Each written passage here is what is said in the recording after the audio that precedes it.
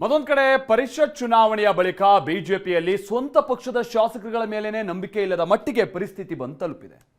ತಪ್ಪು ಮಾಡಿದವರನ್ನ ಪತ್ತೆ ಹಚ್ಚೋದಕ್ಕೆ ದೇವರನ್ನ ಎಳೆದು ತರೋದಕ್ಕೆ ಮುಂದಾಗ್ತಾ ಇದ್ದಾರೆ. ಇದನ್ನ ಕೆಲ ಹಿರಿಯರುಗಳು ವಿರೋಧಿಸ್ತಾ ಇರುವ ನಡುವೆ ನಾಳೆ ದೆಹಲಿ ಅಂಗಳದಲ್ಲಿ ಹೈ ವೋಲ್ಟೇಜ್ ಮೀಟಿಂಗ್ ಫಿಕ್ಸ್ ಆಗಿರೋದು ಕುತೂಹಲವನ್ನ ಕೆರಳಿಸಿದೆ.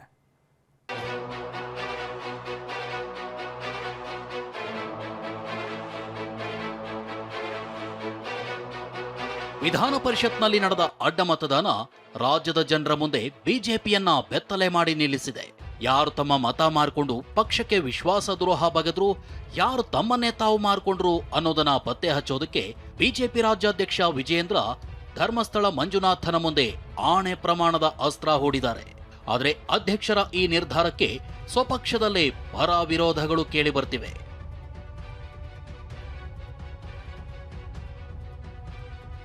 ರಾಜಕೀಯ ಪಾಪಕ್ಕೆ ಮಂಜುನಾಥನನ್ನ ಎಳೆಯಬೇಡಿ. ಅಡ್ಡ ಮತದಾನ ಆಣೆ ಪ್ರಮಾಣಕ್ಕೆ ಹಿರಿಯ ನಾಯಕರ ವಿರೋಧ. ಧರ್ಮಸ್ಥಳದಲ್ಲಿ ಆಣೆ ಪ್ರಮಾಣಕ್ಕೆ ಬಿಜೆಪಿಯ ಹಿರಿಯ ನಾಯಕರು ತೀವ್ರ ವಿರೋಧ ವ್ಯಕ್ತಪಡಿಸಿದ್ದಾರೆ. ಕೇಂದ್ರ ಸಚಿವ ಪ್ರಹ್ಲಾದ್ ಜೋಶಿ ಬೆನ್ನಲ್ಲೇ ಸುರೇಶ್ ಕುಮಾರ್, ಸದಾನಂದ ಗೌಡ, ಶ್ರೀರಾಮುಲು ಆಣೆ ಪ್ರಮಾಣ ಬೇಡ ಅಂತಿದ್ದಾರೆ. ಅದರಲ್ಲೂ ಭಕ್ತರ ನಂಬಿಕೆಯ ಮಂಜುನಾಥನ ವಿಚಾರದಲ್ಲಿ ಆಟವಾಡಬೇಡಿ, ಈ ನಿರ್ಧಾರದಿಂದ ಹಿಂದೆ ಸರಿರಿ ಅಂತ ಈಶ್ವರಪ್ಪ ಗುಡುಗಿದ್ದಾರೆ. ಅವರು ಇದನ್ನ ಬಹಳ ನೋವಿಂದ ಹೇಳಿದ್ದಾರೆ, ಬಹಳ ವೇದನೆಯಿಂದ ಹೇಳಿದ್ದಾರೆ. ಪಕ್ಷದ ಅಧ್ಯಕ್ಷರಿಗೆ ಸಹಜವಾಗಿ ಅವ್ರಿಗೆ ಅನಿಸಿದೆ ನಮ್ಮ ಪಕ್ಷ ಹಿಂಗಾಗಿದೆ ಅಂತ. ಈ ರೀತಿ ಶಿಥಿಲತೆನ ಯಾರು ಕೂಡ ಸಹಿಸಬಾರ್ದು, ಸಹಿಸಕ್ಕಾಗಲ್ಲ. ಅಂದ್ರೆ ನನ್ನ ಮನಸ್ಸಿಗೆ ಬಂದ ವೈಯಕ್ತಿಕ ಅಂತಂದರೆ ಧರ್ಮಸ್ಥಳಕ್ಕೆ ಅದರದೇ ಆದ ಪಾವಿತ್ರ್ಯತೆ ಇದೆ. ಇಡೀ ನಾಡಿನ ಭಕ್ತರ ನಂಬಿಕೆ, ಶ್ರದ್ಧೆ, ಅದೊಂದು ಶ್ರದ್ಧಾ ಕೇಂದ್ರ ನಮಗೆ. ಈ ರಾಜಕೀಯದಲ್ಲಿ ನಡೆದಿರುವ ಅಡ್ಡ ಮತದಾನದ ಅಪಚಾರಕ್ಕೆ ಒಂದು ಶ್ರೀ ಕ್ಷೇತ್ರವನ್ನ, ಪುಣ್ಯಕ್ಷೇತ್ರವನ್ನ ಎಳೆದು ತರಬಾರದು ಅನ್ನೋದು ನನ್ನ ಅನಿಸಿಕೆ. ಧರ್ಮಸ್ಥಳ ಒಂದು ಪುಣ್ಯಕ್ಷೇತ್ರ, ಯಾರು ಏನೇ ಹೇಳಿದ್ರು ಕೂಡ ಒಂದು ರೀತಿಯಲ್ಲಿ ಜಗತ್ತಿನ ಹಿಂದೂಗಳು, ಬಹುಸಂಖ್ಯಾತರು ಅದು ನಮ್ಮ ಪವಿತ್ರ ಕ್ಷೇತ್ರ ಅಂತೇಳಿ ಪರಿಗಣನೆ ಮಾಡಿದ್ದಾನೆ. ಅದರಲ್ಲಿ ತಗೊಂಡೋಗಿ ನಮ್ಮ ಈ ಕೊಳಕು ರಾಜಕಾರಣವನ್ನ ಧರ್ಮಸ್ಥಳದ ಆ ಪುಣ್ಯಭೂಮಿಯ ಮೆಟ್ಟಲ್ನಲ್ಲಿ ಇಟ್ಟು ನಮಗೆ ರಿಲೀಫ್ ಕೊಡಿ ಅಂತ ಹೇಳೋದ್ರಲ್ಲಿ ಅರ್ಥ ಇಲ್ಲ. ಮತ ಹಾಕುವಂತ ಟೈಮಲ್ಲಿ ಮೋಸ ಮಾಡಿದಾರೋ ಅವರು ಭಗವಂತ ಏನು ಶಿಕ್ಷಣ ಕೊಡ್ತಾರೋ ಅದು ಕೊಟ್ಕೊಂಡು ಹೋಗ್ಲಿ. ಹಂಗಾಗಿ ಇದು ಒಳ್ಳೆ ಅನ್ನಂತ ಮಾತು, ಬ್ಯಾಡ ಅನ್ನಂತ ಮಾತು ಅವ್ರು ಹೇಳಿರೋ ಕಾರಣ ಹೋಗೋದು. ನನ್ನ ವಿಚಾರ ಕೂಡ ಪ್ರಹ್ಲಾದ್ ಜೋಶಿ ಅವರು, ಸುರೇಶ್ ಕುಮಾರ್ ಅವರು, ನಮ್ಮೆಲ್ಲ ನಾಯಕರು ಏನು ಹೇಳಿದಾರೆ ಸಿಟಿರವರು ಅದು ಇಟ್ಕೊಂಡು ಅದು ಸರಿಯಲ್ಲ ಅನ್ನೋಂಥದ್ದು ಕೂಡ ನಾನು ಹೇಳಬೇಕಾಗುತ್ತೆ.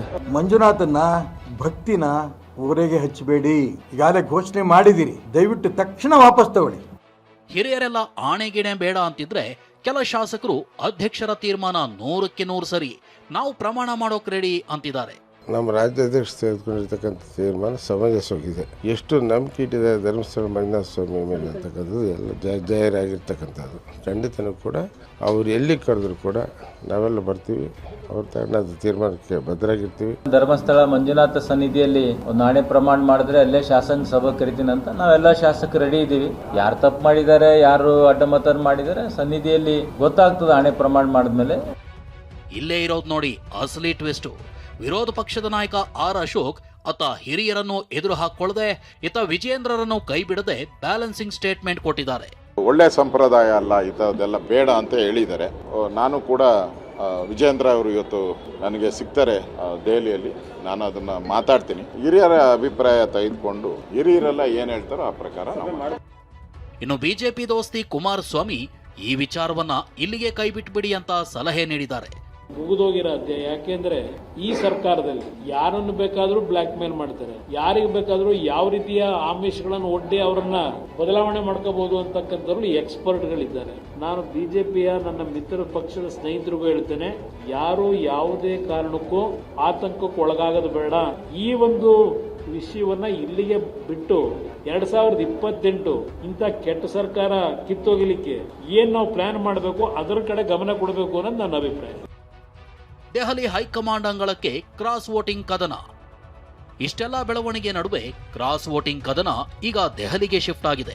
ವಿಜಯೇಂದ್ರ ಈಗಾಗಲೇ ದೆಹಲಿ ತಲುಪಿದ್ದಾರೆ. ನಾಳೆ ಬಿಜೆಪಿ ರಾಷ್ಟ್ರೀಯ ಅಧ್ಯಕ್ಷ ನಿತಿನ್ ನಬೀನ್ ಭೇಟಿ ಮಾಡಲಿರುವ ಅಶೋಕ್ ಹಾಗೂ ವಿಜಯೇಂದ್ರ ಹೈಕಮಾಂಡ್ ಮುಂದೆ ಪಕ್ಷದ್ರೋಹಿಗಳ ಜಾತಕ ಬಿಚ್ಚಿಡಲಿದ್ದಾರೆ. ಇದೇ ಹೊತ್ತಲ್ಲಿ ಆರ್ ಅಶೋಕ್ ಸಿಡಿಸಿರೋ ಬಾಂಬ್ ಕಮಲ ಪಾಳೆಯವನ್ನ ನಡುಗಿಸಿದೆ. ನಮ್ಮನ್ನ ಆಪರೇಷನ್ ಕಮಲ ಅಂತಿರಲ್ಲ, ನಿಮ್ ದಿನ ಏನಿದು ಮಾಡಿರೋದು, ನೀವು ಮಾಡಿರೋ ಕೆಲಸಕ್ಕೆ ಏನಂತ ಕರಿಬೇಕು? ಆಪರೇಷನ್ ಹಸ್ತ ಅಂತ ಕರಿಬೇಕಾ? ಕುದುರೆ ವ್ಯಾಪಾರ ಮಾಡಿದ್ದೀರಾ, ಇದ್ರ ಪ್ರತಿಫಲವನ್ನು ಅನುಭವಿಸೇ ಹೋಗ್ತೀರಾ, ಎಲ್ಲೂ ಹೋಗಲ್ಲ. ಇದೆಲ್ಲ ತಿರುಗೇಟ್ ನಿಮ್ಗೆ ಬಂದೇ ಬರ್ತೈತೆ. ನಿಮ್ ಕಾಂಗ್ರೆಸ್ ಅವರು ಬಿಜೆಪಿಗೆ ಬರೋ ಕಾಲ ದೂರ ಇರಲ್ಲ, ಅದು ಜ್ಞಾಪಕ ಇಟ್ಕೊಳ್ಳಿ. ದುಡ್ಡು ತಿಂದುಬಿಟ್ಟು ಚಂದಾಗಿ ಚಂದ ಕುದುರೆ ವ್ಯಾಪಾರ ಮಾಡ್ಕೊಂಡು ಅಭಿವೃದ್ಧಿಗೆ ಮಾಡ್ತೀರಿ. ಅವ್ರ ಸ್ವಂತ ಅಭಿವೃದ್ಧಿ ಮಾಡ್ಕೊಳಕ್ ಮಾಡಿರೋ ಅಷ್ಟೇ, ಅದು ಇನ್ನೇನು ಏರಿಯಾ ಅಭಿವೃದ್ಧಿ ಮಾಡಕ್ಕಲ್ಲ, ಅವ್ರ ಸ್ವಂತ ಅಭಿವೃದ್ಧಿ. ಅದಕ್ಕೆ ಈ ಕಳ್ಳರನ್ನ ಬಲಿ ಹಾಕ್ತೀರಿ, ಯಾವುದೇ ಕಾರಣಕ್ಕೂ ಬಿಡಲ್ಲ. ಇನ್ನು ದೋಸ್ತಿ ಮನೆಯಲ್ಲಿನ ಬೆಳವಣಿಗೆಯನ್ನೇ ಕಾಂಗ್ರೆಸ್ ನಾಯಕರು ಟೀಕೆ ಮಾಡ್ತಿದ್ದಾರೆ. ರಾಮನ ಹೆಸರಿನಲ್ಲೇ ವಂಚನೆ ಮಾಡುವಂಥ ಜನರು ಮಂಜುನಾಥ ಸ್ವಾಮಿಯ ಹೆಸರಲ್ಲಿ ನಿಜ ಹೇಳಬಹುದಾ ನನಗೆ ಗೊತ್ತಿಲ್ಲ. ಅದು ಅವ್ರಿಗೆ ಬಿಟ್ಟಂಥ ವಿಚಾರ, ಅದು ಹೆಂಗೆ ಅವ್ರು ಗುರುತಾರೋ ಅದು ಅವ್ರಿಗೆ ಬಿಟ್ಟಂಥ ವಿಚಾರ. ಅದೇನಿದ್ರು ಅವ್ರ ಪಕ್ಷದ ನಿರ್ಧಾರ, ಅವರು ಹೇಗೆ ಬೇಕಾದ್ರೆ ಮಾಡಬಹುದು. ಅದೇನೇ ಹೇಳಿ, ಕಮಲಕೋಟೆಯಲ್ಲಿ ಕ್ರಾಸ್ ವೋಟಿಂಗ್ ಕಿಚ್ಚು ಆಣೆ ಪ್ರಮಾಣದ ರಂಪಾಟ ಧಗ ಧಗ ಅಂತಿದೆ. ಕಮಲಪಾಳ್ಯದ ಈ ಹೈಡ್ರಾಮಾಗೆ ಹೈಕಮಾಂಡ್ ಯಾವ ರೀತಿ ಸರ್ಜರಿ ಮಾಡುತ್ತೆ ಕಾದು ನೋಡಬೇಕು. Bureau report, TV9.